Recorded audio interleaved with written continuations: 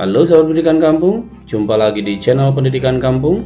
Kemendikbud akan gelontorkan dana miliar rupiah kepada organisasi masyarakat yang terpilih untuk melatih guru dan kepala sekolah tentang konsep Merdeka Belajar yang ditelurkan oleh Mas Menteri Nadiem Makarim agar konsep Merdeka Belajar tersebut lebih bisa dipahami oleh guru dan kepala sekolah.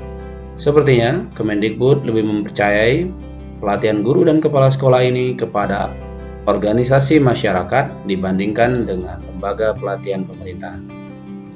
Tapi sebelum kita mulai beritanya, boleh dong subscribe dulu dan nyalakan juga tanda loncengnya agar kalian mendapatkan notifikasi video-video terbaru dari channel kami.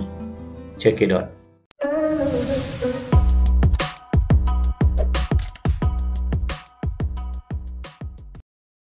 Kementerian Pendidikan dan Kebudayaan membuka pintu kepada organisasi masyarakat bidang pendidikan untuk melakukan pelatihan kepada guru dan kepala sekolah. Kebijakan ini dilakukan menyusul kebijakan Merdeka Belajar milik Mendikbud Nadiem Makarim yang mengganti ujian nasional menjadi asesmen kompetensi minimum.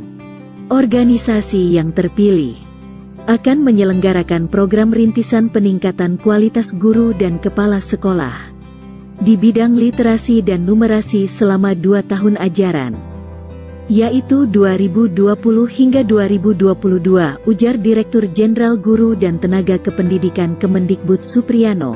Pelatihan ini nantinya dilakukan kepada pendidik di jenjang pendidikan anak usia dini, sekolah dasar dan sekolah menengah pertama. Targetnya pelatihan dilakukan terhadap 50.000 guru dan 5.000 kepala sekolah. Nantinya, yang melakukan pelatihan sepenuhnya dari pihak organisasi masyarakat.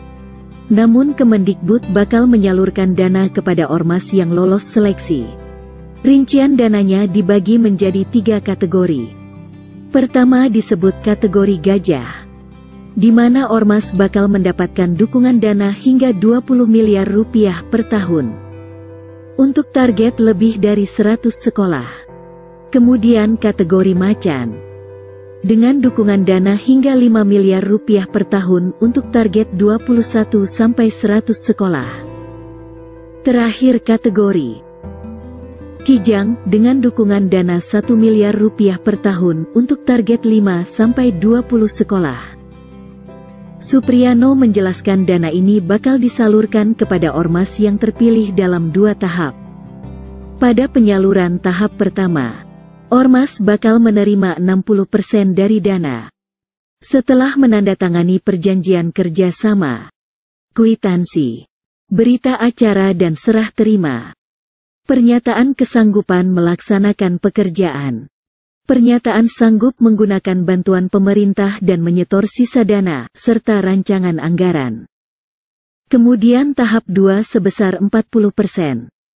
Bakal menyusul setelah ormas menyertakan kwitansi penerimaan dana tahap pertama, laporan kemajuan penyelesaian pekerjaan dan laporan penggunaan dana tahap pertama. Paling sedikit 80%. Dalam rangka pengendalian program dan anggaran, Kemendikbud akan melakukan pemantauan dan evaluasi untuk mengetahui kesesuaian penyaluran bantuan dengan petunjuk teknis.